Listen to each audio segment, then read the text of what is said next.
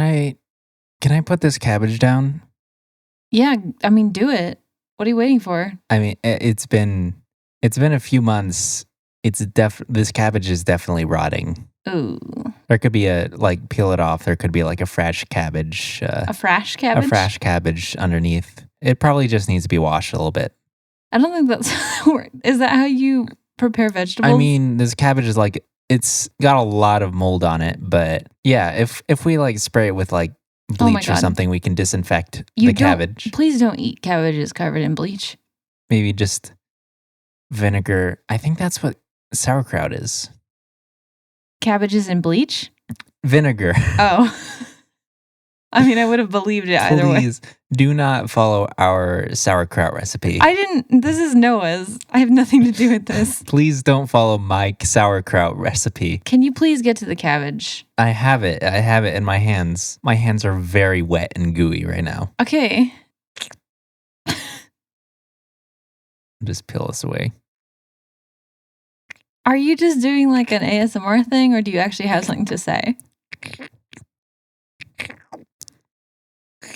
Wait, is that it? That's it. Wait, what were you going to say? I said, can I put this cabbage down? God, I thought you meant like a hot take or something. Oh, no. I literally meant this cabbage that you're making me hold for the whole episode. It's been a few months and it's rotting and it's sticky and gooey and it smells really bad. We really need to be more clear about what the word cabbage means. It smells awful in here.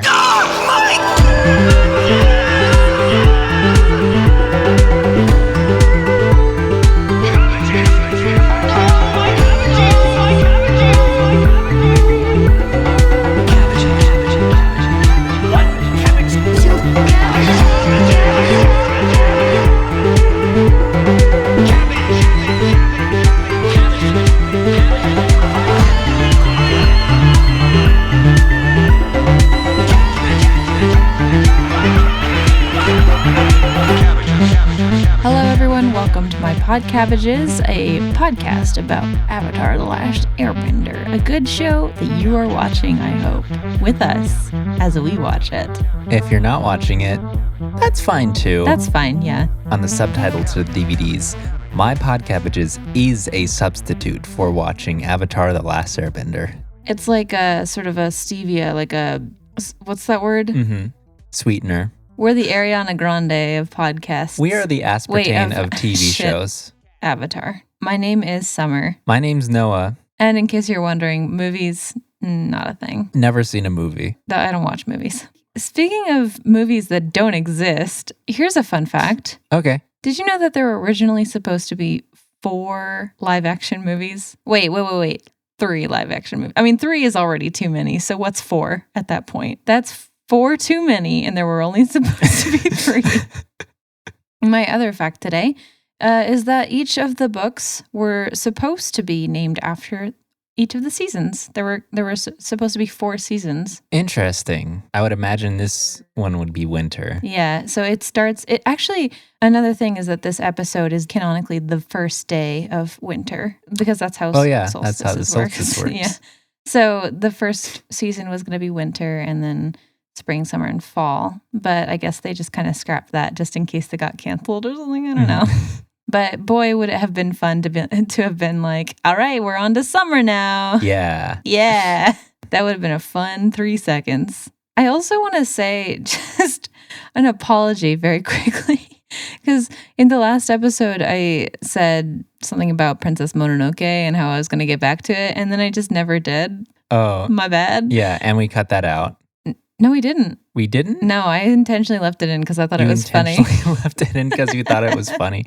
Okay. So I was just going to say, I was going to make some kind of a connection between the cursed panda and then the cursed boar in Princess Mononoke. Okay. How they were destroying the forest, and it created a curse inside of the spirit of the forest. Yeah. Which is exactly what that movie is about. And then the panda dies, and Aang gets some weird infection on his arm from the panda spirit. And now Aang's trying to find a cure before he turns into a rock person. This episode opens with a full moon, which I also want to just mention in the last episode, there was also a crescent moon that was shown, which is oops. I mean, that's how you show. Wait. Oopsie doopsies. It's fine. A full moon is better for the visuals of this episode. But who knows how stuff works? Moon could just be spinning around really quickly. I don't think that's in this universe. Anyway, there are a lot of weird sort of we could time. Have a fast moon in this world. Aang is trying to leave with Appa in the middle of the night. And he's telling Appa that he feels guilty about dragging his friends into these dangerous situations, as he's literally dragging Appa into it. Mm-hmm. Poor Appa. True. Appa, maybe Appa just doesn't want to die. Yeah, that could be it. Aang again shows that he's very bad at sneaking. Yeah. Like how he tries to do that sneak attack at Boomy while he's screaming. That's true. As he leaps at him. He's just in the middle of the village with his enormous bison friend, like, we gotta go! Come on, Appa, we're going to the Fire Nation without Sokka and Katara. Come on! And Sokka and Katara appear and tell him that they don't want him to go. And Katara makes like a weird kind of like almost flirtatious comment. What does she say? Like, the world needs you. The world can't survive without you. And neither can I. It's weird. It's felt a little unnecessary. You just met this boy. Or maybe it was a little manipulative and she's like trying to play to his player attraction to her or something. I don't know. Aang has a little flashback of the comet and he tells... It's a very loud flashback. He tells them that the mission to the temple is urgent and he has to get going. So Sokka and Katara just decide that they'll go with him. And then some other random old guy shows up to give Aang some provisions and advice. And it's still the middle of the night. This old guy tells Aang that they'll need to leave now to make it to the temple by sundown. This guy, who the hell is this guy? He's not the mayor. When I was watching this episode, I went to make a note about him and I realized I had no idea who he was. Why didn't they just use the old man from the last episode? Yeah. Maybe they had to like get a new voice actor, and to be safe, they also just made the dude an entirely new character. Okay, I guess we can just assume this guy is also the mayor. Mm-hmm. He's the new mayor. The old mayor retired. The old mayor can't come to the phone right now. Why? There's a new mayor. Aang tries to thank him for something. We don't know, because the new mayor cuts him off and says, go! Mm-hmm. After telling him like a paragraph of like, you gotta go and we made some provisions for you. Good luck. He just wants him to leave because they're just like using up all of his resources. Go! Please! Get the fuck out of my town. There's a little star wipe and Zuko shows up to the village in the middle of the night and bullies this new mayor a bit. If you look in the background, you see Iroh on his little rhinoceros and he's still naked. He's still naked. That's what I was going to say. Yeah. He's still fucking naked. Iroh is still butt naked. Riding on this. Why didn't he put on he's not even chained up anymore. On the first day of winter. He's just doing it for Very fun cold. now. He's just having a good nude time. Yeah. I guess you don't need to have clothes to stay warm. If you're a firebender, you could just kind of pull yourself up. It doesn't seem like any of the characters in this show are ever concerned about warmth. Except for Sokka and Katara. They're the only people who actually dress for the weather. And they're from like the coldest place on Earth. We see like a sort of time lapse of the sun, so we know that the gang has been flying for a pretty long time now.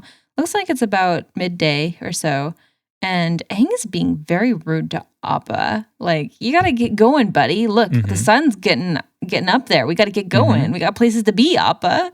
Appa looks already just exhausted. Poor dude.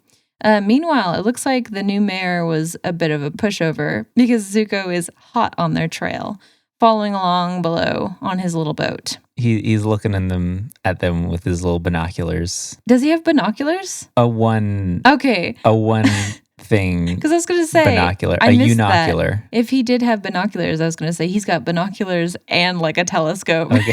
Like switching between the two. He steps away from his telescope to look at it through his binoculars. Now I can see them in 3D. Iroh gives Zuko some shit for following them into Fire Nation waters, saying like, you idiot, like You fool. you're banned, like the Fire Lord banished you from the Fire Nation. Now you're just sailing right back in. Zuko tries to say, "Oh, but I'm trying to get the Avatar. I'm sure he'll understand." Iroh's like, "I don't think my brother is the understanding type. You're giving him a little too much credit." This comment just deflects off of Zuko. He doesn't even remember that Iroh says it. Katara and Sokka notice that Zuko's onto them. Zuko calls out the cannons.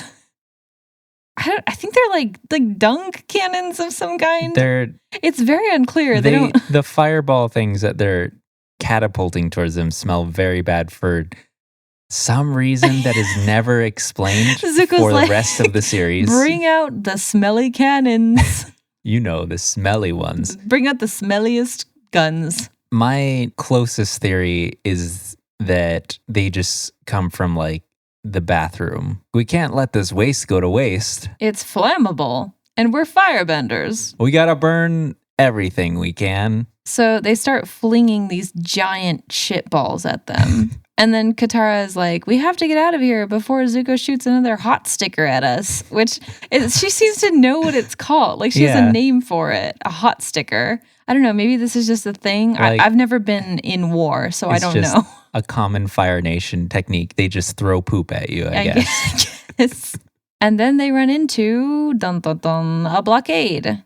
Iroh tells Zuko that he does still have time to turn around because they're still technically in like the Earth Kingdom waters. Zuko, again, deflected, just completely ignores this and is like, nope, we're going. Aang considers going north to avoid this mess, but there's like not really any time. So they just choose to run the blockade also. Over on one of the blockade ships, Zhao is like floating 10 inches off the ground because he's so horny for ruining people's days. He tells the captain to shoot the bison down. Yeah. The men are like, but there's a Fire Nation ship. And then Zhao's like, get them too, please. Can you aim it so that it will fall on his ship? They launch their fireballs, and Appa is like swerving through these things like a needle through thread. Wait, other way.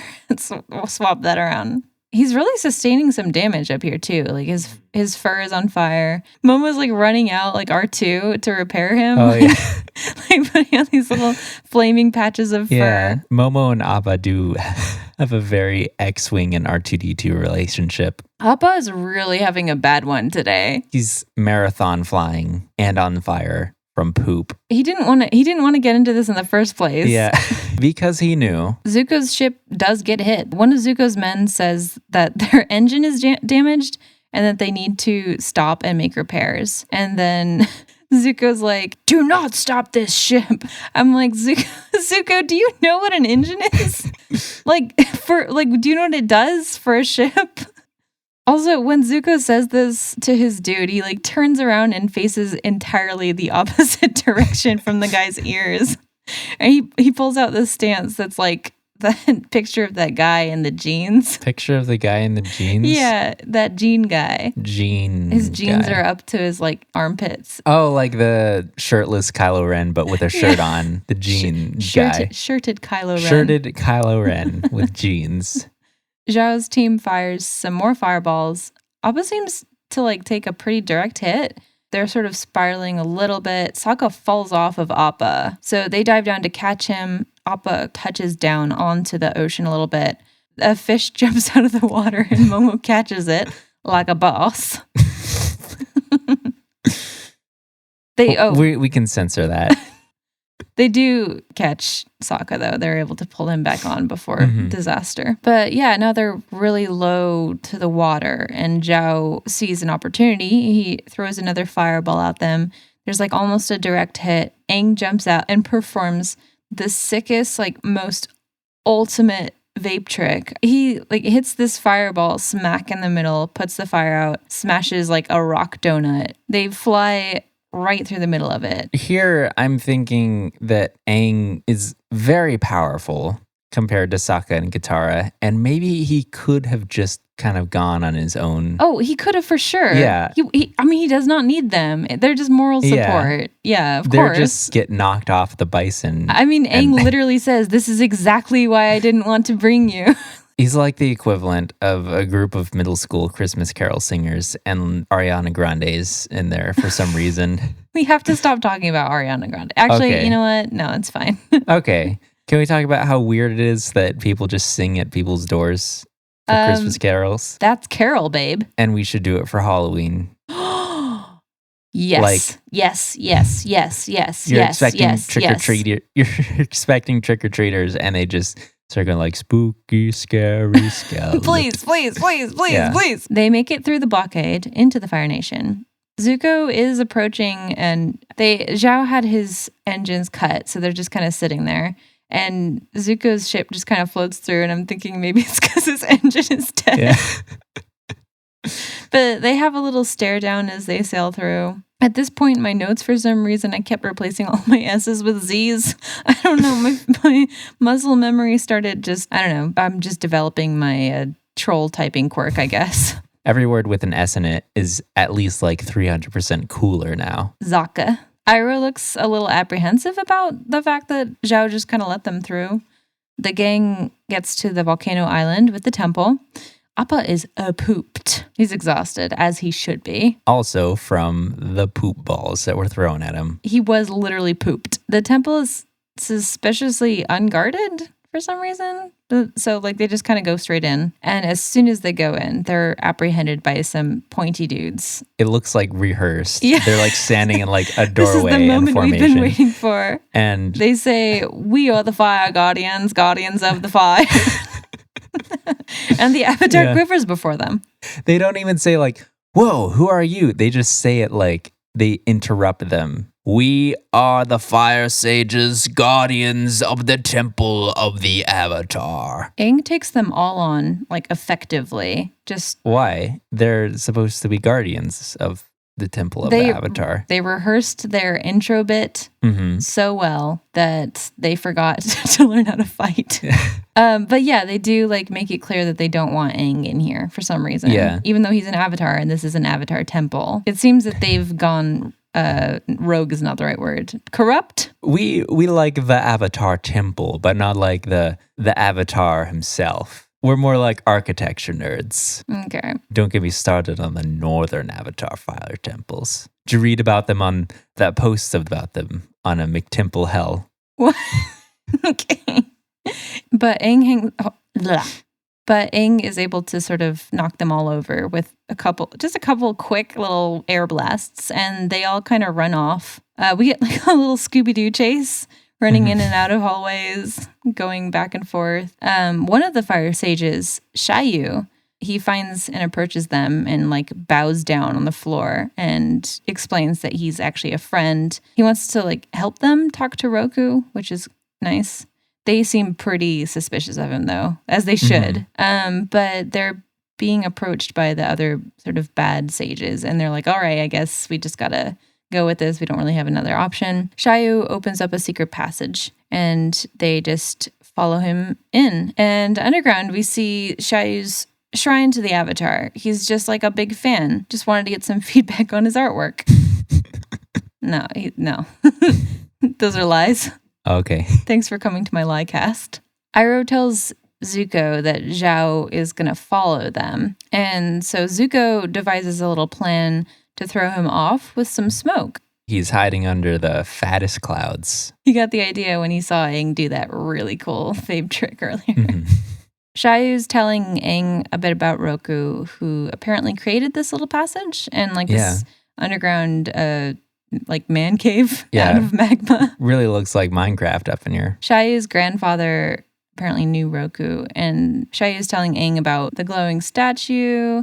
He's just kind of giving him some information about this whole situation. And he says originally there were sages protecting the temple, trying to help the Avatar, and at some point, the Avatar went missing, and the sages were kind of hanging out, waiting around for him to come back, and he just never did. So Ozai shows up and does his imperialism thing. And so then at that point, all of the sages were kind of forced to obey and kind of follow Ozai, the Fire Lord, instead of staying true to what their job was actually supposed to be. Aang feels really guilty that they've been waiting for him, or they had been waiting for him that long. And then Sokka's like, well, you're only 100 years late.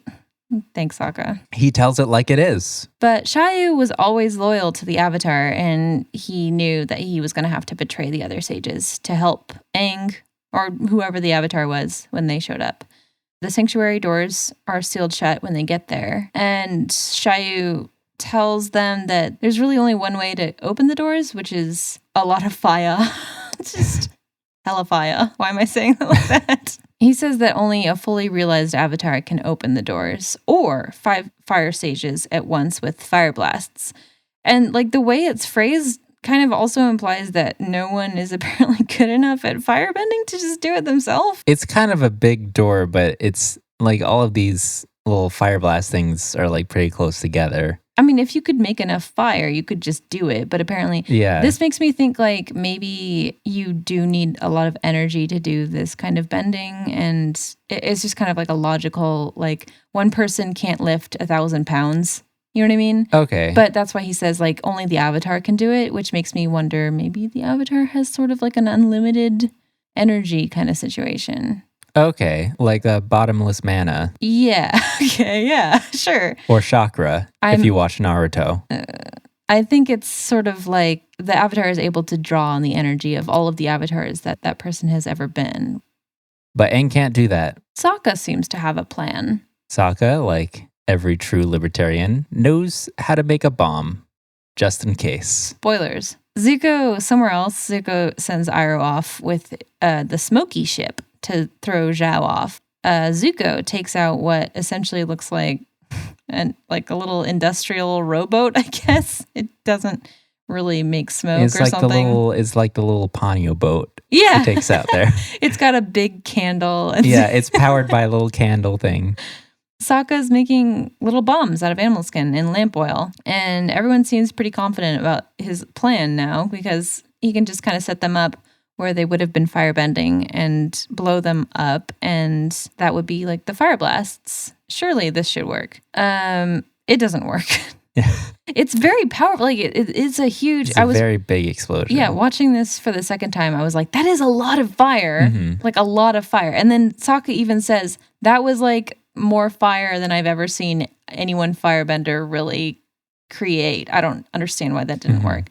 And then I was kind of thinking like, maybe there's something else to this? I don't know. Maybe it is like more of a spiritual kind of situation. Like it has to be people bending. Yeah. After it's all settled down and stuff, the fire sage very obviously says, it didn't work. Thanks. Yeah. As if he like popped his head right in front of the camera just to tell everyone. Aang is very angry. He starts kind of throwing air at the door, which sounds very ineffective, just saying it like that. Air is a type of fire, right? Katara tells him to like just chill out, and then Aang apologizes for kind of dragging them into all of this after they apparently got nowhere with it. Because the sunset is about to happen, and he has to be inside at the sunset, otherwise this isn't going to work. Remember the last episode where a little beam of light had to go on Roku's face to wake him up very gently? Katara realizes, although the plan didn't work, it looks like it did. So the sages show up, and they think that Aang made it in because there are scorch marks on the door. And they also got Momo to go in through one of the pipes and like cast some shadows underneath the door.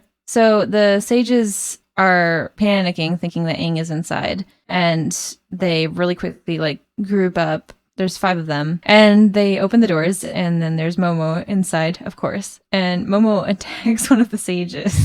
Momo's like a smart little lemur. Yeah. He seems to always know what's going on. I feel like Momo has some sort of like Groundhog's Day power. Like their attempt is like always to get like just like an extra thing. He's very situationally aware. And he was like, oh, there's the fish. I got to catch it this time. Yeah, I got the fish. But yeah, I mean, like he is Gyatso, so. By the way, I was going to save this as like a fun fact or something, but I just want to mention, apparently when I was looking up little fun facts, I found out that it was quote unquote originally supposed to, like, they were going to make like an actual point of making Momo Gyatso's reincarnation. Oh. So that was actually like that was like plan. The actual intention. Yeah. Okay. I'm assuming they just kind of scrapped that because it just would have fallen really weird at the end, like kind of unnecessary. Kind of like a weird narrative. I'm glad that we were able to like pick up on that because it is like kind of like for sure the writers were definitely thinking about that whenever they were writing Momo's scenes. Yeah. So that's good. It's good to know that was pretty much canon. But the doors are open, so they tell Aang to run inside. Because the sages just opened the doors for them conveniently because they're stupid. Yeah, they literally say, "We've been tricked. We're so stupid." So they're yelling like, "Aang, go!" But he's not. He's not anywhere to be found. They don't see him. He's not running in. Where is he? Zuko's got him. Ooh. And then suddenly the sages, I guess they have a little bit of an element of surprise, so they're able to get up on top of things. They chain up Sokka and Katara. I don't know where Shayu is at this point. Maybe they're chaining him up also. Probably. Momo gets away though. He grabs a hat because he's like, gotta get a hat this time. Did he actually do that? Yeah, he grabs one of their hats. I didn't see him do that. Yeah. Oh, that's good. Aang escapes though. He makes it through the doors just in time. Like a horizontal jump. 8-foot horizontal leap. He does do an 8-foot horizontal leap through the doors, which are very spiky for some reason. That's very dramatic. That's the way the Fire Nation likes to design things. They love the spikes. Very goth. But it closes like right behind him. There's like a huge sort of light situation. And inside, the light coming through the little hole at the top does reach the statue. And Aang is like sitting there waiting for something to happen. And he's getting really kind of anxious because nothing is happening. The fire sages outside are trying to get back in. And they're not having any luck. And they sort of deduce that Roku himself is like personally keeping them out, which is kind of downplays the situation inside where Aang is like, there's nothing spiritual happening here. Yeah, true. The light reaches Roku's head and his eyes light up. And then Aang is just instantly transported to the spirit world where Roku is waiting for him.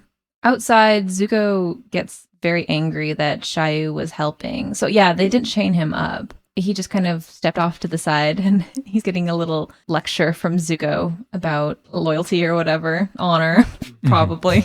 Shayu is just kind of trying to explain that it was his duty to help the Avatar. That was his main job.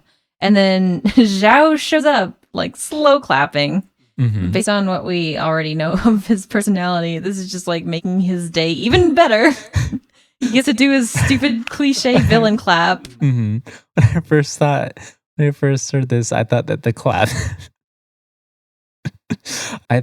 claps were like his steps on the ground. Like he was like making like little slappy steps on like,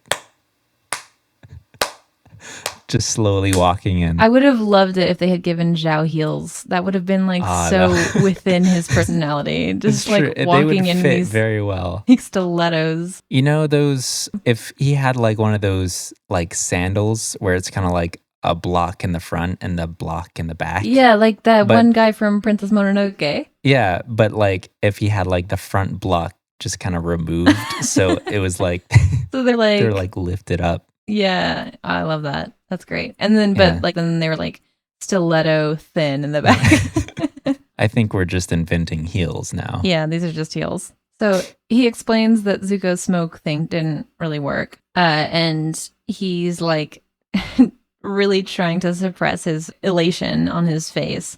And he says, 2 traitors in 1 day, the Fire Lord will be pleased. Which, if you think about it, it's like, why would you be happy about traitors? Why would you be happy to be finding out that people are betraying you, other than like the prospect of torturing them? He's like acting in a way specifically so people betray him. I love it when people betray me. Then I can really have a good day. And then Zuko does something really weird. It's like kind of subtle, but it seems like he defends Aang a little bit. Like he says, "You're too late. The Avatar is inside and the doors are sealed." Like I guess he's like he really hates Zhao a lot, and he's excited to kind of rub it in his face. But he's also betraying a little bit the fact that he doesn't actually care about capturing the Avatar that much. Usually, I'm the one who fucks up and you win, but now we're both fucking up. Yeah, it seems like all he wants to do is just make Zhao look like an idiot, and I don't know. I guess it's just a little bit of foreshadowing, just a little bit of Zuko's arc coming through. Zhao doesn't seem to care though, because he says sooner or later the Avatar has to come out. Inside, Roku tells Aang that he's got some important stuff to talk about. So he tells Aang about the comet. Apparently, 100 years ago, Fire Lord Sozin used the comet to begin the war. So there's this comet that's just this is how comets work. They just kind of come through, and then just regularly they'll come back and come back. Apparently this one comes back every 100 years. So Sozin and his firebending army harnessed like the power of the comet and used it to make their first strike against the world. And then Aang is wondering if it made them stronger, and Roku tells him it made them stronger than he could even imagine, which is just terrifying. Scary. That's a scary thing to say. Spooky. Aang wants to know what that has to do with like present day. What does that have to do with the situation right now? And he does explain that it's going to be coming back. It's going to be returning by the end of the summer. And Ozai is planning on using the power from the comet to finish the war, like once and for all. And this is actually the first time that we see Ozai, even though it's just like his little silhouette. So that's a fun little intro. Roku tells Aang that even the Avatar won't be able to defeat him after it gets here. Like, there's just no way. So, like, the only way to prevent this sort of total destruction would be to master all of the elements, which is supposed to take years of discipline and practice. And he tells Aang that he has to do it by summer's end. Mastering the elements takes years of discipline and practice, but you gotta just kind of like you just gotta do it real fast. Do it. You just gotta do it fast, my dude. Do it. The Firebenders are outside of the sanctuary, and they're like suited up and they're stanced up. They're ready for whatever. There's like some badass chanting going on. Yeah. There's actually I found out that this is the chant in the background is a Buddhist chant. Oh. It's the words that they're saying, I guess the sounds that they're making are Namo Amito Fo Shindi. So this little chant that we hear in this very small scene, we only hear it in 4 other episodes for the whole show. Oh. So this is like an indicator of like something, some shit is about to go down. It's really, really. I like when I was watching this episode, just like that little chant in the background was like giving me goosebumps. Like, oh, okay, I think just some sort of like Pavlovian response. Like, that's what soundtracks are. Yeah, that's true. Yeah. And like having watched this show many times, like hearing this little chanting, I'm like, oh boy, it's happening. Roku gives Aang. Wait, what do the words mean? I did look up what they meant, and I didn't find anything. I think they're just sounds. I think that's how chanting works. Okay, like do, re, mi, fa, sol. But yeah, Zhao is like kind of pumping up his dudes, telling them like not to hold back or anything when the doors open. You know, kind of give it your all. Roku is giving Aang a couple of the last words of encouragement. Like, I know you can do this. You've done it before. Aang looks very encouraged. It's good to see. He looks like really confident for the first time. Yeah, for a long while. But before he goes, he wants to know if he has more questions or if he needs to contact Roku. He wants to know how will he be able to talk to him? And Roku's just kind of like, you'll find a way. When it's convenient for the plot, you will find me. I also wanted to say, I know, of course, there's a lot of sort of predestination stuff going on with the whole like spiritual element of the show. But like a lot of the way that Roku and some of the other characters act and set things up is a lot like I've already seen all of this before and I know exactly how it's going to happen. It's almost like, this is sort of what I was thinking. So it's almost like the world ended with the first comet and they went back in time to like start over. They intentionally they intentionally told Aang too early what he was supposed to do so that he would run away and get lost in an iceberg, come back at the right time to like actually do all of this stuff at the correct time. You know what I mean? Like, we can do this again. We can do it correctly. You know what I mean? Because the Avatar after that wouldn't be able to or something. If he had like, because if Aang had been around when the war started, he wouldn't have been able to master the elements. That's true. Or he could have just been like, he could have stopped the war maybe. No, he didn't know anything. So they gave him like a little extra time. You know what I mean? It's kind of interesting to watch it that way, thinking like all of this was set up just perfectly so that he could do this. I mean, like, of course that's how of course it is, but it's just more fun, I guess, just thinking about it that way a little. I don't know. I also have to just mention quickly that Roku's cat eye is on point. His eyes are on fire, literally. And then glowing. He tells Aang that he can help him face the threat that's kind of awaiting him outside of the doors, but only if he's ready. And for the first time, Aang is like, without hesitation, he just enters the Avatar state and his voice doubles up. And he's like, I'm ready. I thought you were going for a W. I'm a weddy. I'm weddy. Yeah, no, but this is the first time we really hear Aang like speaking in his Avatar state, and like it's a little goosebumps moment. So good. The doors open up to like this brilliant light. Like Zuko has to like turn away because it's so bright, and then Aang is like Kingdom Hearts just opened up. Okay, Aang is there, and his eyes are glowing, and all of the firebenders. But you only see eyes glowing. That's true. This was actually something that was mentioned in the wiki, but I chose not to mention it just because I think it's meant to be sort of ambiguous. Like, is it Aang or is it Roku? Yeah. We're not really sure. It's a little bit of both. Okay. So all of the firebenders sort of give it their best. They like torch the opening of the sanctuary. And suddenly it is actually Roku. Oops. It's there. Roku. And everyone just looks like just dead shocked, like absolutely blown away. Like, oh my God, it's Roku. He's come out of his well to shame the Fire Nation. And he absolutely destroys these noobs. Like 360 no scopes.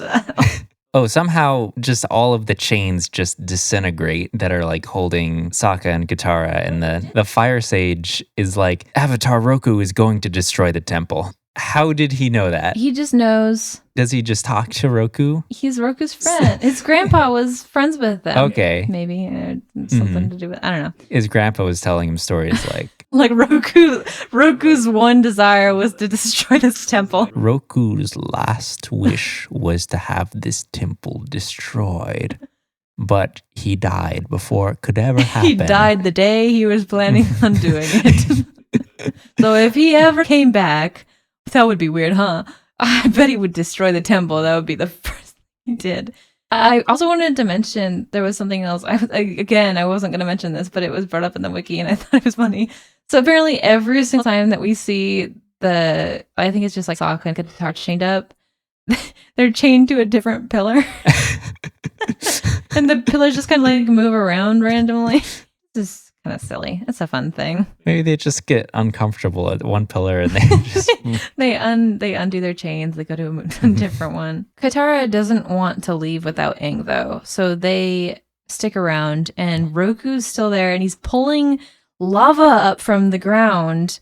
He's lava bending. Yeah. So this is not fire bending that he's doing. So earlier in the episode, Shayu just kind of casually mentions like, oh, he created this sort of area, this man cave out of magma. Like he just made it out of magma. And then we see him now and he's lava bending, which is really weird because, I mean, spoilers, but like in But the next spoilers for science class, but lava's made out of molten rock. No. I was gonna say in Korra, it's not until Korra that we see quote unquote the first lava bender. Yeah. So the first. Yeah, and it was like a big deal. Like, what? You can bend lava? And I guess everyone forgot that Roku could do that the whole time. Yeah. But it's fair for Roku because he's an avatar. He can do Earth. He should know. Earth and fire. So we see Roku close in his little bending, and then Aang shows back up from the fattest clouds. Okay. This is a vape heavy episode, I guess. There's lots of smoke tricks in this. You got Roku doing a smoke trick. You got Zuko doing a smoke trick. Sokka's doing a smoke trick. The temple is falling apart. It's like sinking into the lava. And Shayu is just gone. Do we see Shayu again ever? We do. We do? I think he's been like captured. No, because later on the ship we see Is it 5? 4? There's 5 fire sages. But that Shayu's one of the 5 fire sages. But they needed 5 to open up the doors in the first place. Yeah, so he helped open up the doors. No, he didn't. He was literally there. He was like, "Oh, they must have gotten over there. Oh! We all have to." He was the one who said that? Yeah. I totally missed that. Yeah, he was the one. Look, he looks like all the other fire sages. It's true. They all got the same outfit, same age. Okay, that makes a lot of sense. And then there's a big hole in the wall, and Appa and Momo swoop in, rescue them. And Momo is wearing that little firebending hat. Yeah. I didn't realize one of the fire sage hats that he found. Yeah, I didn't realize that he stole it from someone earlier. I wish I would have seen that. But yeah, he's still wearing it. Good continuity. On Zhao's ship, he's pissed that he didn't get any of his just desserts, I guess. Yeah. No prince, no avatar, no boss, no note, burglar alarms, car gone. A little deep cut for anybody who's into plays, I guess. He has the sages though and takes them to prison. They're all kind of upset that they are getting blamed for Shayu's quote unquote crimes, but whatever. Shayu doesn't even say anything here. Like so that's why I kind of confused. I thought he just kind of disappeared. Whatever. He disappeared into the crowd. The gang is flying off into the moonrise, and we get the really good kalimba music. They're just flying towards the moon. Are they going to the moon? They're going to the moon. Next episode, it's on the moon. Every anime's got to have a moon episode. I think this is the first time we hear that little kalimba song, though, in the show. And it's like the most Avatar kalimba song that exists. Yeah. Maybe they'd already done it, but this one... maybe it was done once before. Where's my kalimba? It's on the corner of your desk.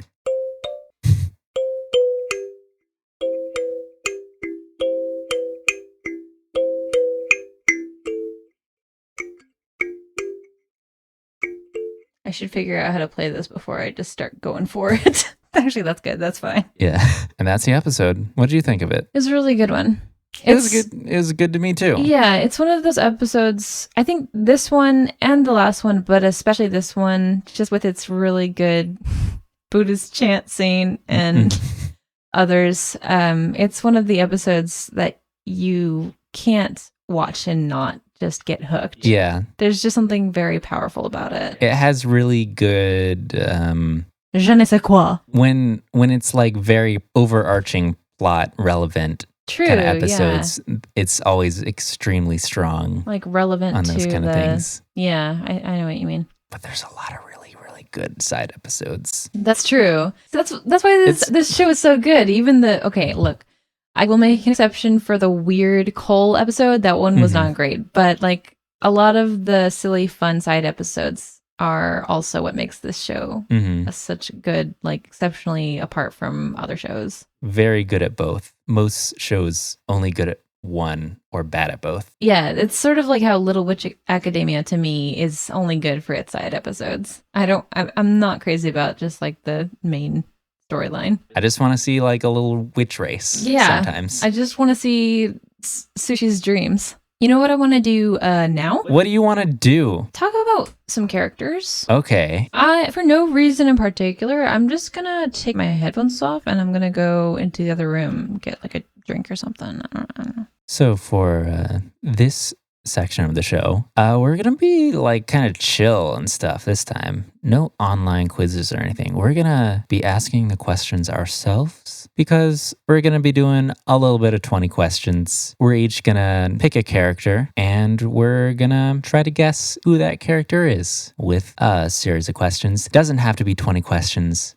Who actually counts those questions? I've never counted in 20 questions. Okay, so the character that I'm going to do is Sozin's Comet, and just don't tell Summer. So I'm going to ask her to come back in. She's going to answer these questions, for which the answer is Sozin's Comet. No, she's going to be asking the questions. I'm going to be answering the questions for Sozin's Comet.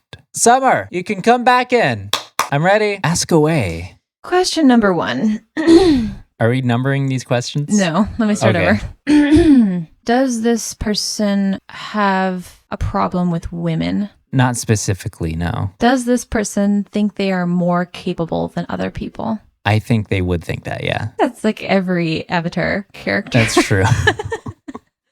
Is this a spiritual person? They are spiritual, yeah. Does this person have a best friend? I would say yes. Does this person have romantic motivations?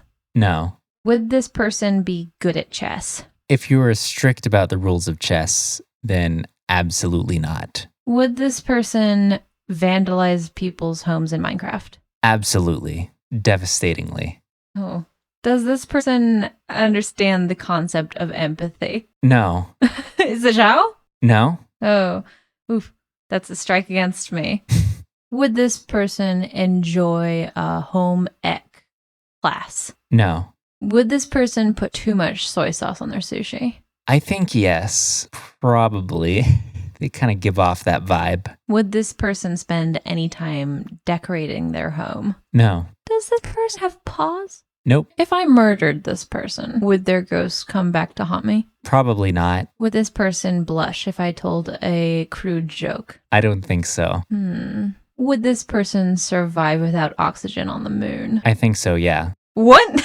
Would this person get along well with Iroh? Thinking about it, I think they would actually get along pretty well. Does this person make sure that their cloak has as many pockets as possible inside? No.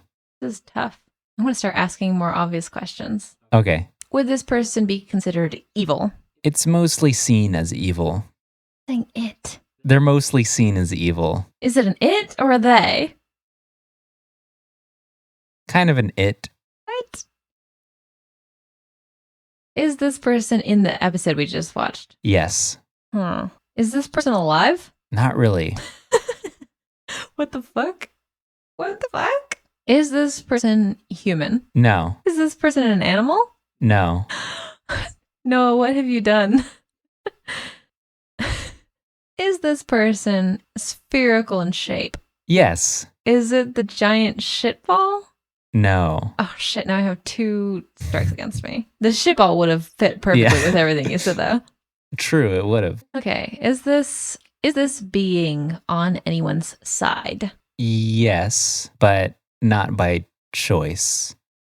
It's just the circumstances. It happens to be on one side. Is this being man-made? No. Is this being organic? No, I don't think so. What the fuck? What? I'm so confused. Does this being have anything to do with vaping? Not exactly, no. I mean, you can connect anything to vaping, but this one, it's very loosely connected. If this were in our home, would it take a lot of space? Yeah. Would it fit in our home? I don't think so. Would it fit? Never mind. Is this something that we could visit on Earth? It's not something that we could visit. Is it something that I would pray to? I mean, you could. It wouldn't be the weirdest thing to pray to. Is this more of a thing than a person? It's more of a thing. Oh my god. I like to think of them as a character. Is this in more than one episode? Yes. Is it in every episode? Not in every episode, but a lot of episodes it comes up. Is this thing on the gang side? No, not really. Is it just in a couple episodes? They make an appearance in several episodes. If I touched it. Would I catch on fire? Yeah. Is it the comet? Yeah, it's Sozin's comet. Okay, nice. Yeah, I think their best friend is Sozin, I guess. I guess. If they had a best friend, it could be Sozin. Okay, I had one, and now I have to pick a different one because I thought of something better. Okay. Your turn to disappear for a minute for no reason in particular. Okay, bye. Okay, I was gonna do Zhao, but after the experience we just had, I have to switch it up. So I'm gonna actually do Sokka's boomerang, which maybe that's not fair since it's not technical. Well, I guess it's in the episode, but we don't really see much of an appearance in this episode. So make it a little challenging. Ready? Okay, I'm ready. All right, hit me. Is this person a mischievous person? Yes. Would they be into having a slice of pie with some ice cream and coffee? No. Would they be interested if I invited them over for some pie and coffee? Do you think they would come? I think they might come, but I don't know if they'd stay very long. Okay. Is it like a polite person then? If they would come anyways? I don't think so, no. Okay, so they're not a polite person. Is it a person? No. They're not a person. Okay. We've already bent the rules so much. Okay. There's only so many characters per episode. True. This is actually look, you're experiencing this live, folks. We have changed the rules of the show. Mm-hmm. Now it's just gonna be Avatar stuff. But are they really characters? Let's find out. Does this character have hands? No. Okay. Is this character an extrovert? No. Are they an introvert? I think so, yeah. Okay. Seem pretty introverted. I would say that, yeah. Is this character animate? Do they move around and stuff? They do move around, yes. Okay. Not on their own. Not on their own. Sorry, that's a little yes or no questions. Okay. Is this character made of metal? Yes. Is it a robot? No. Okay. Is this character hot? No. Wait, what do you mean by that? Any interpretation. I would say it's sexy. Sure. It is sexy. Ish. Can this character swim? No, definitely not. No. They can't swim. Definitely not. Could it swim if you put little arm floaties on it? I mean, it would float, I guess. They're in this episode, right? Technically, yes. Does it only appear in a vision? No. Would you say this character sides with the gang? Yes. Can this character fly? Yeah. Is this character an airplane? What? Can you bend this character? With great strength. Okay. Wait, do you mean bend like... No, I just mean like Bender from Futurama. Just use your hands. The robot named Bender in Futurama just bends things? That's why his name is Bender. He's just really good at bending things. I thought he was just drunk all the time. Yeah. Oh, so this character can be bent with strength. With great strength. Could Toph bend it? I'm surprised that she doesn't, to be honest, now that I think about it. Is this character a weapon? Yes. Is it Sokka's boomerang? Yeah. How great would it have been for just a little moment where Toph just bends Sokka's boomerang? Fuck you. Just into a straight stick. Cool. That was fun. Yeah. That was really fun. User Tanenda asks, maybe Zhao uses Katara's special seaweed lotion as a moisturizer to keep looking young? Say that whole question over again. What? If Zhao wants to look young, that weird little sideburn thing that he's doing does not make him look young. He looks like he's from the 1800s with that sort of sideburn look he's got.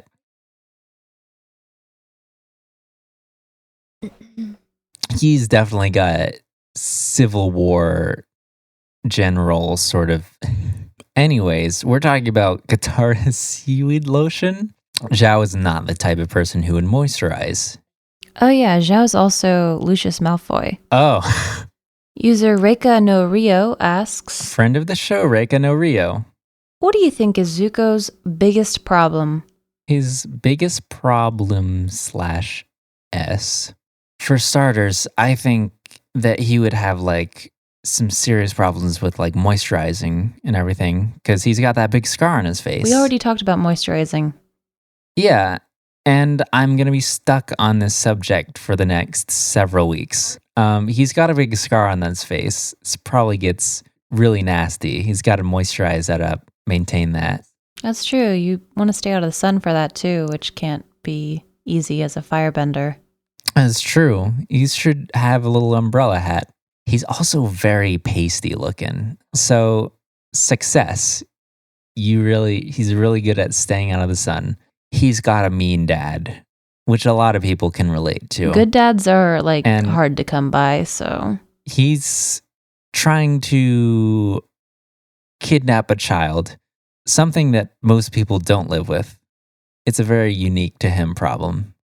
User Star Outlaw asks, are you okay? Yeah, I'm good. Are you okay? I'm great. Okay. One more question for ya. What are your cabbages? Sweet potato pie, duck, caviar, poutine. Is that how you pronounce it? Poutine. I've never heard it. Bubble tea, absinthe, gumbo, and the McRib. It's what we had for dinner.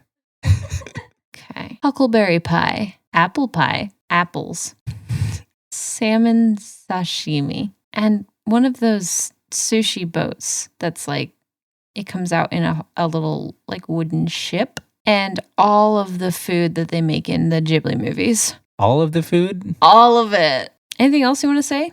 Fact correction. Okay. Last episode, I said in the movie Paprika, the big girl, she gets very large in the city, Godzilla size, and she's all naked. I said you can't see her titties. You can see her nipples. You just can't see her genitals. Is that all? That's all I have. I would like to also mention, just as of this episode, they have officially visited all 4 nations now. Oh, they have. Yeah, That was quick. they're done. That's the show. So, I guess you can find me on Twitter at Stellar Ghost, Tumblr at Interstellar Princess. My art blog is summerart.tumblr.com or just summergeist.art. Again, it's still October. We're doing that Inktober stuff.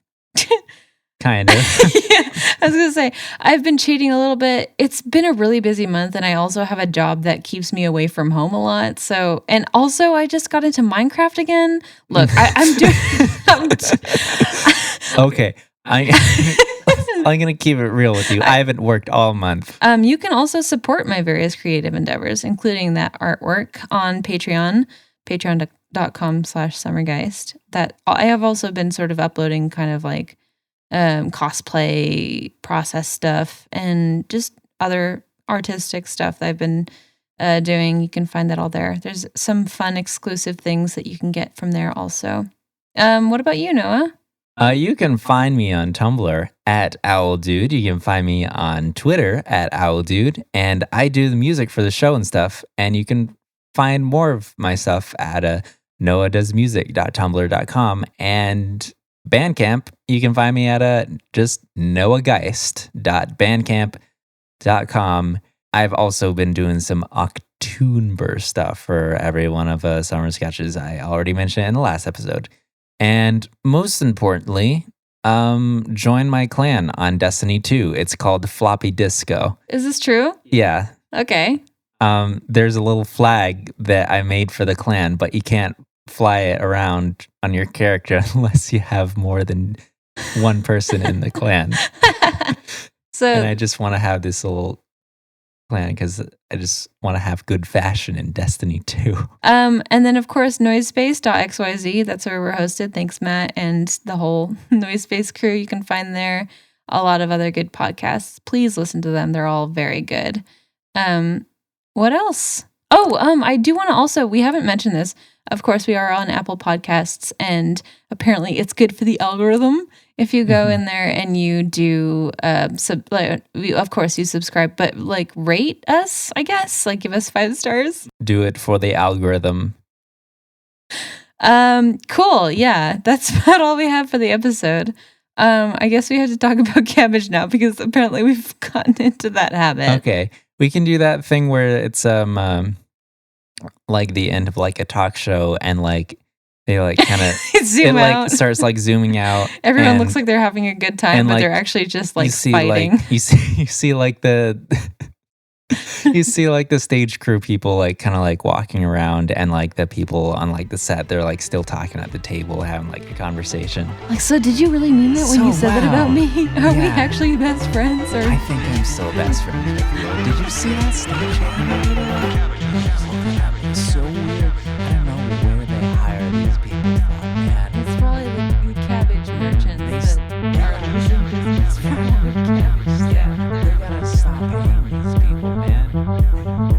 I don't know. wanted to